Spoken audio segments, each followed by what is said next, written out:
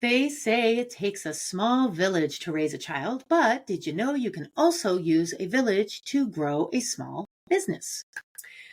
That's what one man did when he had what he knew to be a $1 billion idea and no capital to support it. Actually, it was two men, but whatever. What do you do when you have a business idea or a business that could change your life, change the world, but really don't know how to get it to the masses? You exploit your village.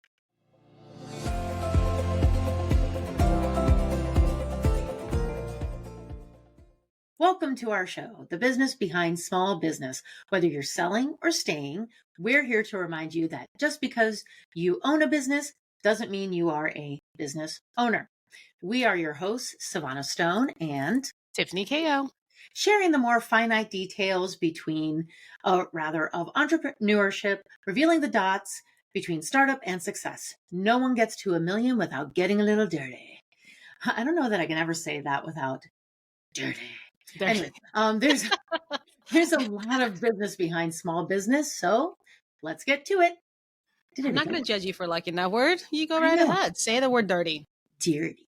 Before we begin, please note our disclaimer. This is available in both our show notes and on our website and should be referred to before and or after this podcast. Before we get started, I feel it's important that we discuss the elephant in the room. Or on the internet. Better yet, the war waged on my interpretation of Smarties. What is a Smartie, Savannah? I mean, it ain't even right. We so appreciate our followers and our viewers and, of course, our commenters. And I especially appreciate being called out when my ignorance on a matter comes to light. Let it be known that my most international experience is shopping at World Market. So forgive me when I do not know what a British version of Smarties is and that it's the same as the American M&M. I didn't know that. My exposure to Smarties here in the U.S. shaped my understanding of what Smartie candy is, and for that, I apologize. Those little tarty, chalky pieces of candy in that clear wrap, like that's what I thought a Smartie was. But apparently I've been living in America for way too long. Apparently, it was pointed out to me that a quick Google search would have told me exactly what a British Smartie is. However, I will also apologize for not having checked in on something I was unaware that I was supposed to be checking in on. So I promise to do better. I mean, you don't know what you don't know, right? And that was me. I did not know about British version of Smarties. So this is us officially issuing a correction on our last podcast episode. And then and the world shall continue to turn. Let's hope so. Also, we do hope that you are enjoying our new format where we are putting a larger light on a famous example that is connected to our topic. Because of time and because it's not the main focus of our show, we do leave a lot of details out, which is why we share the compressed version or a portion that is the most connected to our topic. And then we share the links with you and our show notes so that you can learn more from there.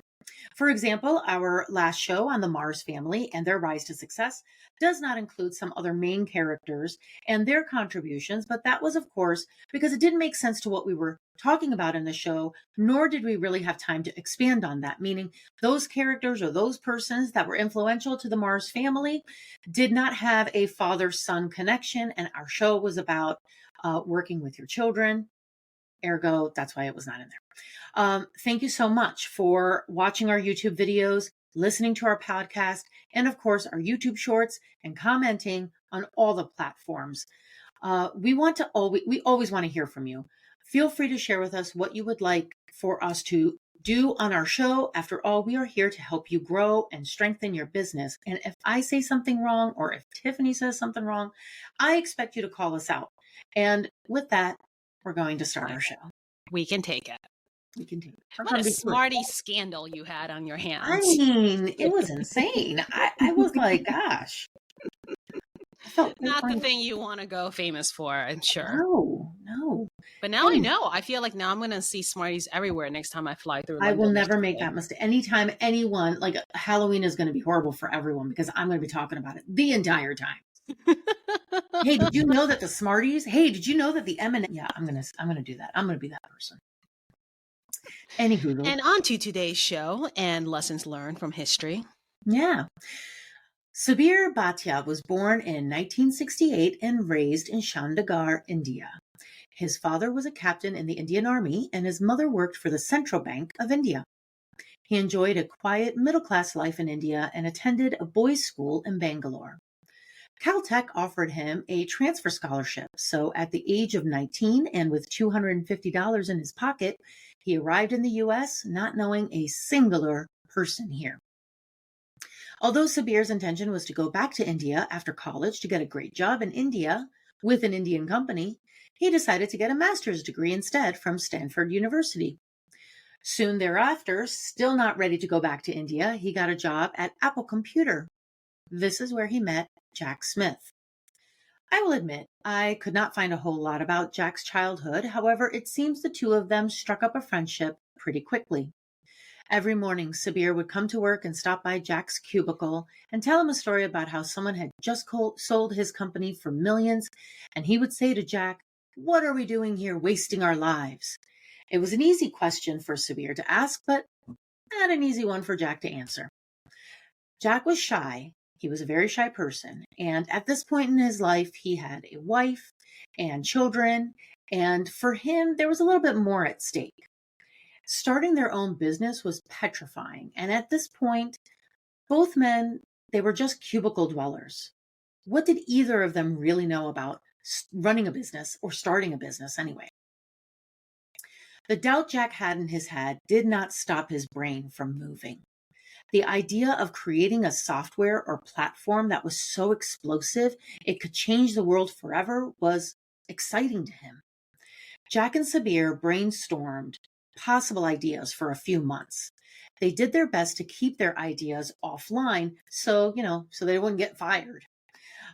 Even though both men had personal AOL accounts, they couldn't access them through the office network. They both had to wait until they got home to share their ideas. So whatever idea Jack had in the morning that was incredible and he wanted to share it with Sabeer, by the time he got home, that idea had vanished. He had a problem. He had a sharing problem.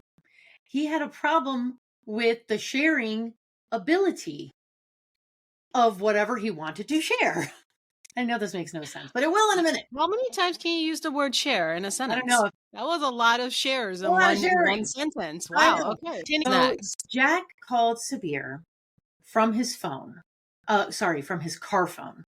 Sabeer responded after hearing one sentence, and I quote, "Hang up that cellular and call me back on a secure line when you get to your house. We don't want anyone to overhear." Did he just say cellular? He did. I mean, we're talking, what, early 90s or mid 90s? It has to be in the 90s. We're talking about car phones and cellular and AOL being tethered to your physical computer, which is something I'm sure the kids today cannot even fathom. But yes, that was an actual thing. It was. And it's hard to believe that there was ever a time in which you couldn't just email someone or send it or even send a text. But you couldn't text back then. I cannot believe we grew up in that. It's great. I know. And the funny thing is that their idea was not brilliant. It wasn't a brilliant idea they had. Anyone could have come up with this idea. So nothing that the government would tap into the cellular line to listen to that he was so paranoid about. I can see why he was paranoid about it, and we'll get into that. You'll hopefully understand why he would have gotten paranoid about it. But the interesting thing is that this idea was not. It was huge and small at the same time. Like, why didn't I ever think of that? It was one of those inventions. But this story is not about the idea. It's about what they did with it. According to Stanford Magazine, in mid-1995, Sabeer began shopping around a business plan for a net-based personal database called JavaSoft. Venture capitalists were skeptical of the software market, though. Too hard to get good distribution and rise above the fray. This is when Silicon Valley was really at the height, when there was so much motion going on. And these were two guys, and everything. And these were two guys, very small voices, basically, trying to be heard in a crowd of thousands. It's like Wild Wild West. I mean, really kind of was. today it's exponentially bigger. Back then, I mean, relative. Back Yes. then, it was still pretty big and a really, really Wild Wild West feel. So when Jack and Sabeer came up with the Hotmail idea in December, JavaSoft became, in effect, the front for Hotmail. Is it Java or is it Java? I'm going to say Java. Huh. Java. No, Java. you're probably saying it right in the how like American like pronunciation rules are, because it's Maybe. Java. Maybe. But then, as we do with American language always, we would probably just say Java too. Yeah, maybe. Maybe it's the Midwest coming out of me, because I also say room and not room. So there's that. Now everybody's going to hear it. Okay. So interesting that I think people take it for granted today what big deal Hotmail was back in the day when it first came out. It really was hot. I mean, how well named was that? Hotmail. Sabeer knew that Hotmail was such an explosive concept. He didn't want a less than ethical VC to reject him and then turn around to copy his idea. So that would be the reason why he was like, get yourself on a secure line. Because like I said, this was a huge idea that was so simple. It was like, oh my gosh, anybody could have done it. Well, right? Simple to us today too, right? Yeah, but also simple within their industry. Yeah, I could see that. Yeah. So he kept showing JavaSoft, and only showed Hotmail to those VCs he had gained respect for. He says, I got to see how their minds worked. If they rejected JavaSoft for some stupid reasons, then I said thank you and left. If they rejected it for the right reasons, then I showed them Hotmail. At Sabeer's first presentation to Steve Jurvetson of Drake, is it Jurvetson or Jurvetson? Now I'm going Swedish. I am so sorry that I made you doubt yourself. Jurvetson? No, if I'm saying anything right. Thanks so much. Anyway, at Sabeer's first presentation to Steve Jurvetson of Draper Fisher Jurvetson, things weren't going well. But Jurvetson was rejecting JavaSoft for the right reasons. So, late in the hour, Sabeer played the Hotmail card.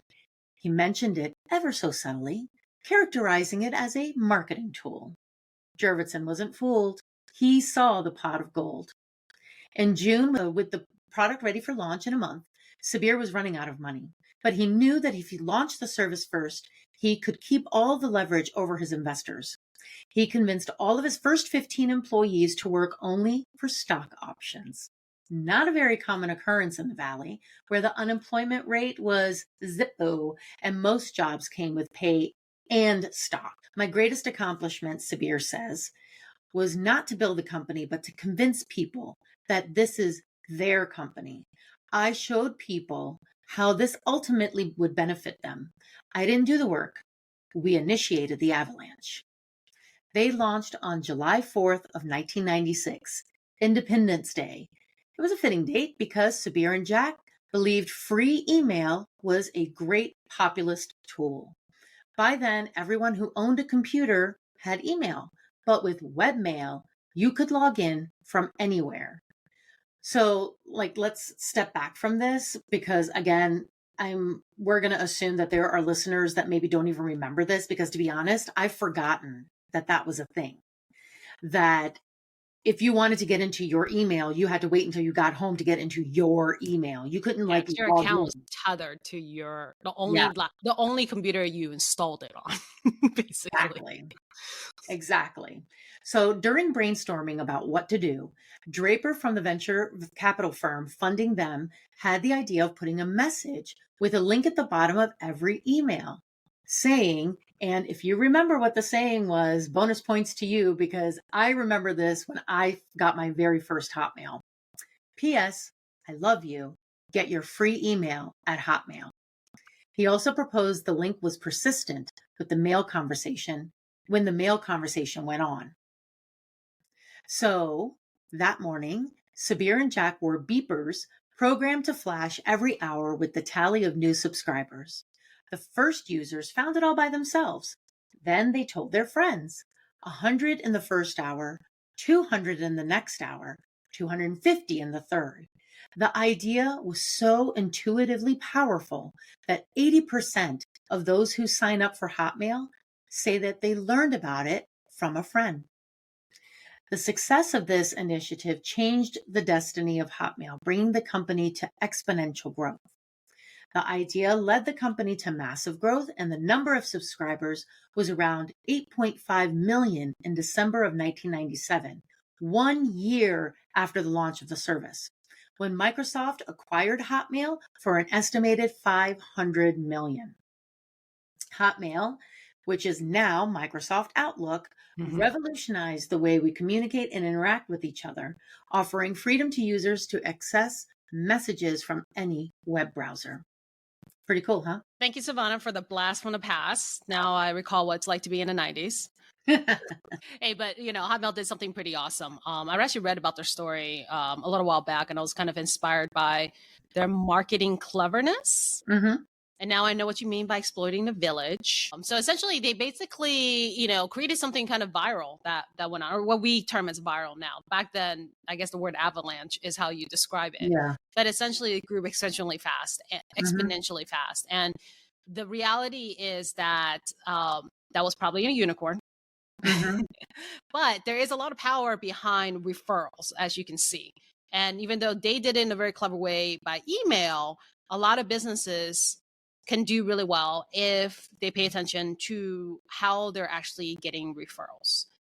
I know for myself that whatever business I'm in, referrals is always the fastest way to pick up business, because everything else takes time, whether or not you're doing social media marketing or you're doing email campaigns, anything else, it just takes a lot of time. And if you think about kind of how to get people to buy from you, it's really just like 3 stages. It's know, like, trust, and buy. And so when you have a referral partner or somebody who's willing to make you a referral, you kind of like breeze through the first 3 steps and you get to the trust, which makes you that much closer to the buy. Right. So that's why it's so powerful to have.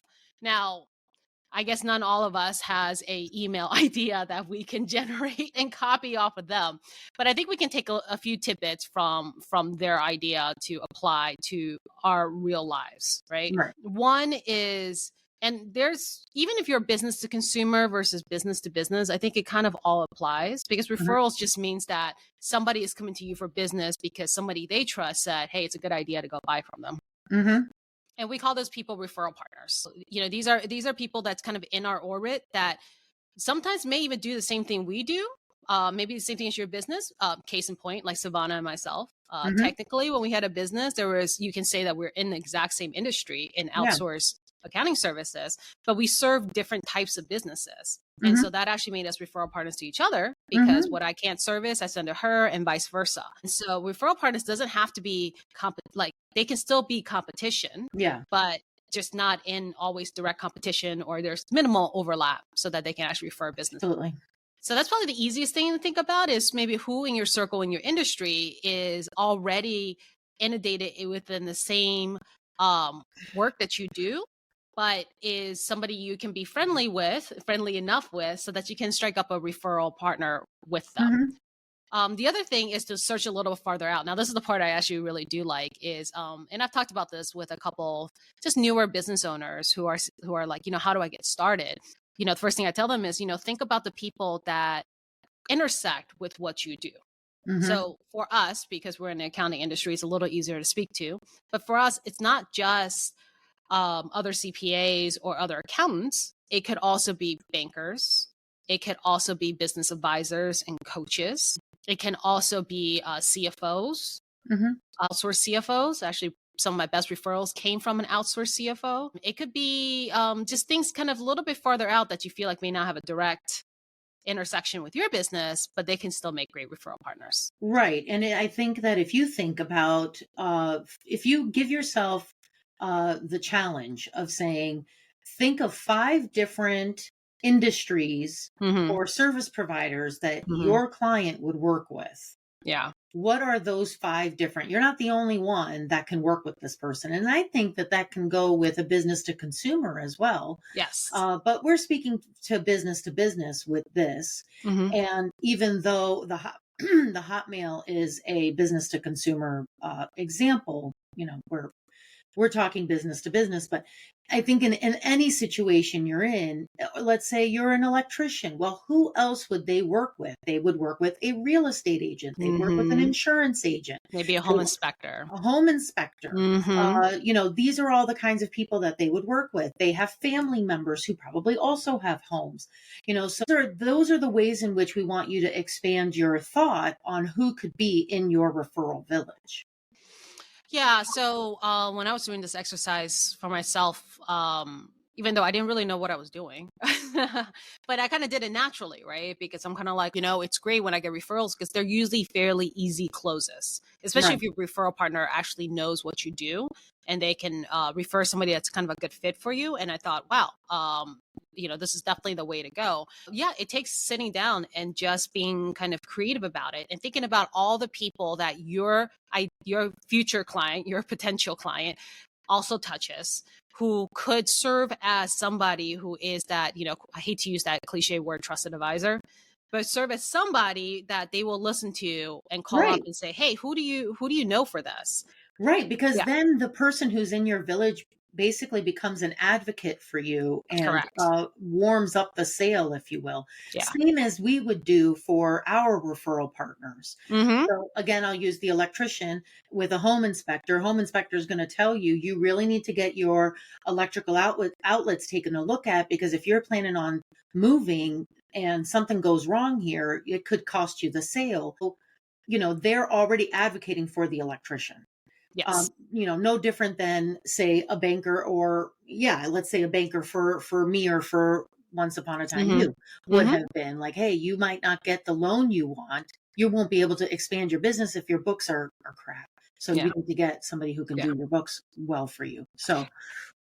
And I also found really helpful too, people who can be referral partners may not be somebody who does anything close to your realm, but they have interaction with your potential clients. And it could just be that that person is just really likable and they have a great network about them.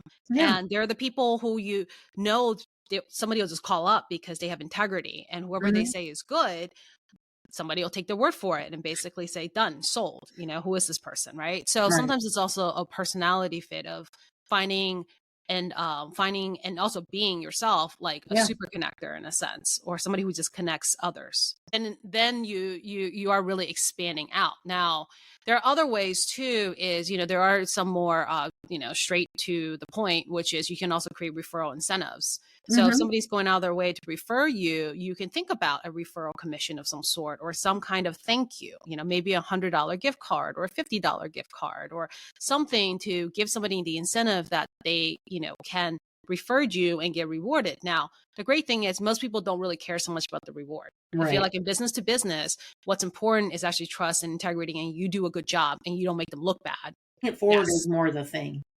Yeah. So I feel like with those kind of incentives, like I see it works so much better when it's a business to consumer. Yeah. If it's business to business, typically it is a pay it forward mentality. I do you one solid, please do me one solid back.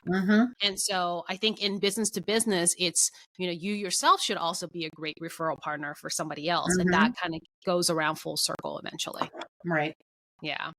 The other thing too is, somebody asked me a really great question one time, and they were out networking, and you know how it is, like you go out networking and there's everybody at these events, and not everybody will be your client or be a referral partner, right, for you. And, and I was giving the advice of like, don't write them off. Actually, first of all, you never know who knows who. So that's the one thing that I always enjoyed, like meeting people and getting to know them, because they may know somebody else. And so they may not be a referral partner or your future client, but they may know somebody who would be. So you can always ask somebody to meet your referral partner that's maybe 1 degree separated. And that way you don't feel like, why am I at this networking event? No, I don't want to meet anybody. There's nobody here I want to meet. Well, technically everybody's an opportunity. And you should make the ask. Now, the other thing is, this goes back to networking etiquettes. To build a referral network, or a village, as you call it, there's got to be some follow-up and touch points. Before, I felt like it was It was a little bit more manual to have that personal touch. I know some great real estate agents, insurance agents, people who typically have like a really big referral network, sit down and do the work. They have their, it's still called Rolodex. No. Nope. Somebody has a Rolodex somewhere, or index files, whatever. It was like 15 years ago, right? Okay. But they're I've seen them be really successful because they're so conscientious about reaching out to their referral networks and having that touch it. Now, I am so glad to say in this day and age, we have software and platforms for that. Yes. Virtual Rolodexes. Yes. Virtual ways of being able to touch in and staying in front of somebody, because that's the one thing about referrals. They can come really quick or really slow. Yep. And sometimes it's just when the opportunity presents itself. So you never know when the opportunity is going to present itself. And it's really easy for somebody to forget you, even if you made a great impression just a month or two later, because everybody's busy. They got lives going on. So using these platforms like LinkedIn, I would say is probably a pretty good platform to kind of keep your referral network warm. As much as I admit it, social media postings and stuff like that is such a challenge. Such a challenge. I try. I keep forgetting myself, so it is. Well, I've kind of given it to the point of no more like, I don't even follow the rules anymore, because it's just like, they're like, oh, you got to be consistent. You got to post the same time. It's just, oh my gosh, guys, if you hate doing it, what is the point? Right. So, and to be quite honest, I've been watching my metrics and like, it doesn't make a difference. It's all the same. So I'm like, I'm going to post whenever I feel like it and when I'm happy to, because then my post is actually a lot more interesting that way. But the idea is, like my funnel, I suppose, for when I meet people is, get their business card, get to know their contact, send them a nice email so that they actually have your contact in their email, because how many people go searching their email to find contact information, right? Let's be honest. Right. And then always add them to my LinkedIn network. Right. And then that way, when I post on there, it'll show up on their feed. There's another way to stay connected. I found that to be incredibly effective in the last couple of years. It's almost like fishing, right? Like you're not going to go to the ocean to find the small fish. I mean, it's going to take you forever. Yeah. Go to the kind of lake or whatever to find what you want specifically, and hone in what you're capable of, what you're good at. And that's the thing is, if you post about what you're good at, what you do, and how you help people and what value you bring, you do that enough, that sinks in people's minds. So it's so much easier than having that. There's only so much time for one-on-ones. I'm going to say I can't have one-on-one. I don't even care if you have Zoom these days, right? Like one-on-ones just take time, right? You have like 45, it's got to be at least an hour. I mean, you can't do it less than that. Otherwise it becomes rude. It's offensive. Like, okay, so you can probably get away with 30 minutes if you really push it and you're really like specific and to the point. But in my experience, it always goes over. Now, I appreciate a good, effective 30-minute one-on-one. And the way like I work those is you have 30 minutes one-on-one, but there's got to be something following up so that you have yet another interaction, because you just can't get enough in 30 minutes. I don't know that I could do 30 minutes. I feel like in 30 minutes, no. Because I go to a personal place. I go to a personal space. Okay. I like to talk about personal things, not personal, but like I like them to share with me the personal interaction, their lives. Yeah. I want them to share with me and feel very comfortable with me, to get a sense of who I am. Yeah. Before we talk about business and ways in which we can interact and intersect. So that, to me, like I can't do it in less than 45 minutes. Okay. Well, I can only speak from like the experience I've had recently, like in the past year or so. I've kind of kept it to about 30 minutes, 45 minutes. It used to be, an hour and a half, which I really enjoyed the conversation. Yet at some time, I'm not really sure if the time was being effectively spent on both parties. So what happens is, this is how I structure my one-on-ones now, just if anybody is interested. And I feel like it's been working out really well is, first of all, you get on a one-on-one and everybody knows what you're here for. Right. To be honest, right? We all know what we're here for. We're here to figure out if we can do business together or how can we help each other's business. And it's great. I love it. That's amazing that you get opportunities like that. And so typically, like, if we're talking about 30 minutes, right? It doesn't always work out this neatly, but let's say proportionally, 10 minutes of it is about them, of course. 10 minutes is about me and the business. And then I always structure it so that the last 10 minutes, which always turns out to be like 15, 20 minutes, like, nobody really talks about themselves for 10 minutes. It's always more than that. Is then we talked about, and I'm really upfront about it. I was like, hey, I would love to end, at the end, I want to spend more time really going through and talking about how we can help each other and how do we see ourselves working together and brainstorming that. And I think that has been so nice because that's where we spend the time. Not that I don't want to hear about the personal stuff. I do. And that stuff seeps in too, because as we're talking, we bring up personal anecdotes, but the personal thing sometimes can wait until the second or third meeting, especially after we get a great synergy about, how can we actually work with each other? Not just, well, what can I think about next time I go to a networking event? Like, who can I look out for you? Or what buzzwords can I hear? All the things that most people have been taught to say. Right. It's to me, and again, this is my personal opinion, I feel like it's a little robotic and it kind of just falls over your head as quickly as you get off the phone. Right. But when you're in a deep conversation and you're actually thinking and brainstorming together about maybe we can do a talk together. Well, what organizations are you in? What organizations are you in? Maybe is there a panel that we can put together? Things like that. Or is there like a newsletter or an online Zoom call or a webinar we can create? Then that becomes much more concrete. And I feel like a much more effective one-on-one. And then together, you're either each other's referral partners or you're working together to attract more referrals. That's actually not a bad idea. Is that how you got me in? I'm kidding. I'm kidding. Is that what you did to me? Got bamboozled. No, I'm just kidding. Yeah, I got bamboozled. No. What I'm saying, what you're saying, I think is fantastic because it opens up another opportunity for yourself and also an opportunity for them. And then an opportunity for you together. So that plus you're already seeing how each other work, right? You're really getting to see each other, how they think, how they work, and you can figure out, okay, what's the best way for me to refer someone? Oftentimes referrals come down to sometimes personality. It depends what type of business you're in. Sometimes it is transactional, but a lot of times when you're talking about intimate referrals, it is personality driven. Yes. So that also gets you to see what personality they're like so that, when the right referral comes around, you're making the right kind of matchmaking opportunity. Oh yeah. Like everyone that I consider my referral partner is the kind of person that I would like to go have coffee with. Like they are genuinely good people that I also trust their work. Yeah. So, and it has worked out for me for many years, and as it has worked out for you, and it has also opened up new opportunities for you as well. So, yeah. Oh, cute. I gotta grow somewhere. I'm slow in most things, but hey, every once in a while. Aren't we all? We're all lucid at some points in time. And it goes without saying that, one of a great place to cultivate a referral network is, and don't kill me for this, Sevana, is to join a group. I'm not going to say anything. Quiet. Keep looking down. She's looking down. She's not making eye contact with me anymore because she does not want to hear this, right?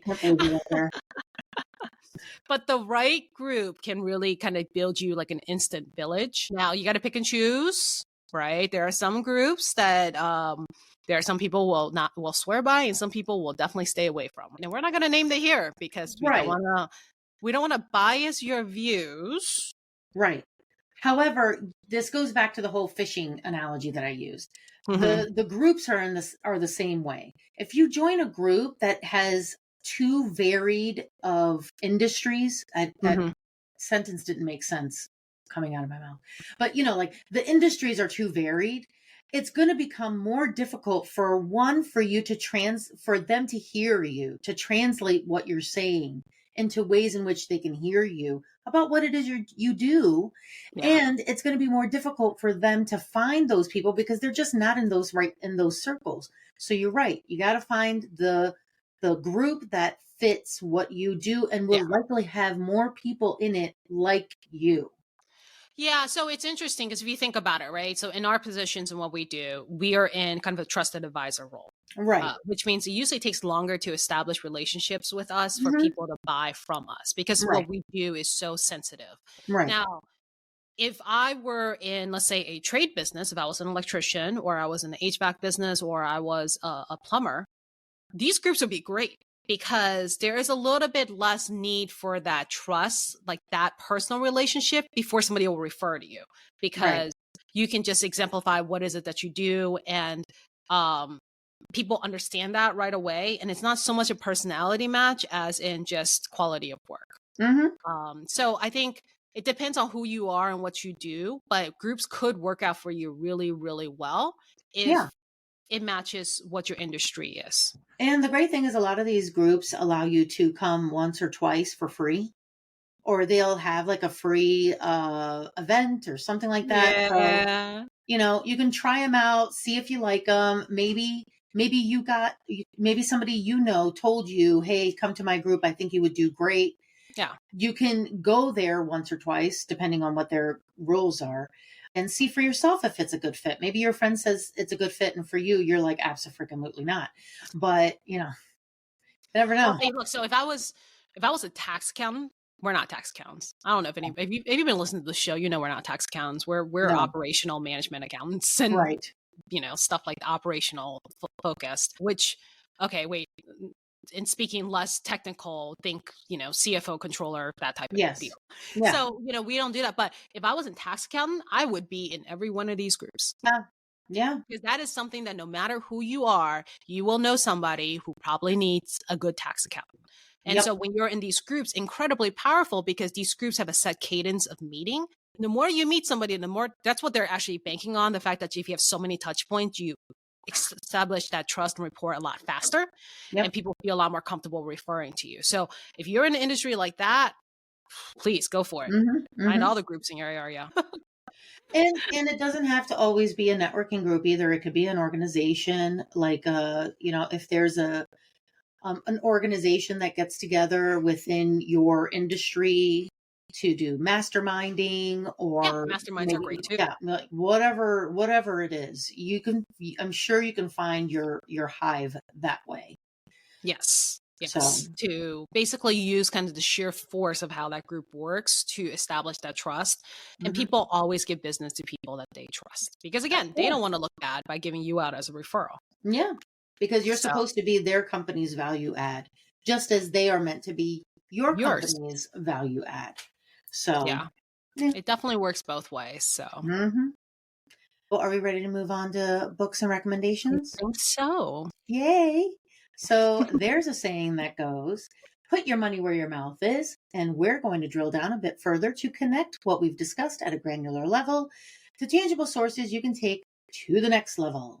What you got for us, Tiffany? So it's been interesting because when you were talking about the Hotmail story, I actually thought you were going somewhere else with it, which is fine, right? But it did remind me of reading Ryan Holiday's book, which is called Growth Hack Marketing. It's this tiny little sliver of a book. It's on my bookshelf. It probably is less than 100 pages, because most of his books are. He's not very. He's all for making it easy reading. But Hotmail is one of the examples in there about kind of their clever way of marketing going viral. So I'm not saying that book talks about specifically referral networks, but I do remember being incredibly inspired when I was reading that book about just clever ways to do marketing, like guerrilla marketing, that isn't what everybody on the internet is talking about. And again, it's about marketing. And when you go out to find and build your referral network, you're marketing yourself. That's essentially what it is. It's not a sales activity, because you're not closing anything at the end of it, but you're basically marketing. And so if you spend some time thinking about how you want to market yourself and read books like this, maybe I'll get you, your brain juices flowing. And thinking about, how can you be clever? I mean, I remember reading that Hotmail story and I'm like, that is so smart. I don't know how I'm going to replicate that, but it's so smart. I don't know that anyone could replicate it, but I mean, it was really friggin' smart. Yeah. I mean, they grew to, and we all know what they grew to, but just with one sentence, P.S. I love you. Share this. Yeah, which is why I like the book, because they also have other examples of kind of these kind of types of guerrilla marketing tactics that's worked really well. Now, again, obviously, they were in the right place at the right time in the 90s when there was no webmail. Okay, you can't do that today. There's plenty of webmail. But again, like I said, you can draw some inspiration from it. So I love that little tiny book. So Ryan Holiday, Growth Hack Marketing, get a copy. All right. Well, I give a very truncated version of Jack and Sabeer's journey in creating Hotmail. So I have quite a few links that will be listed in our show notes. These are all the links that I used in part of my research to pull from for the show. So you need to take a look to learn more about this incredible story, because there is quite a bit about Jack, but there's a whole lot about Sabeer, and this man is fascinating too. So I also suggest reading Building a Referral Network by Wali Sharif and How to Sell Through Networking and Referrals by Andy Lopata. I also suggest that you make a list of according to what Tiffany had said, that you make a list of the kinds of service providers or solutions your clientele would use. Take that list and start reaching out to people in those fields. The more connections you make, the more your referral village is going to grow.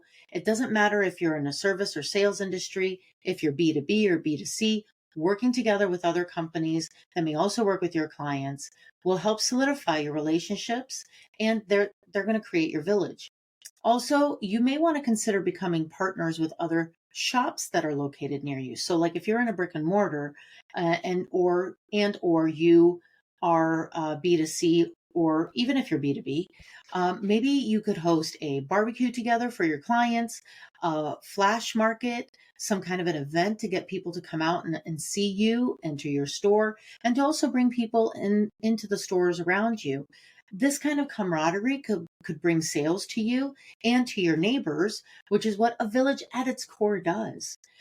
Cross-marketing, co-hosting events with companies that have no affiliation with you will broaden your reach. So it kind of speaks to what you were saying, Tiffany, about, hey, what can we do together? Mm-hmm. This is one of those things that if you have a brick and mortar, this is one of those things that you could do together. Yeah, So, help each other out, pay it forward. I help you, absolutely. you help me, everybody wins. Yeah. So, speaking of paying it forward, please hit those like buttons and the follow buttons and tell all of your friends about us. Our show is on all your preferred podcast platforms, social media, and YouTube. We'd love for you to also share our episodes. All of our links are posted below. Until next time, mind the business behind your business, because all great successes start small.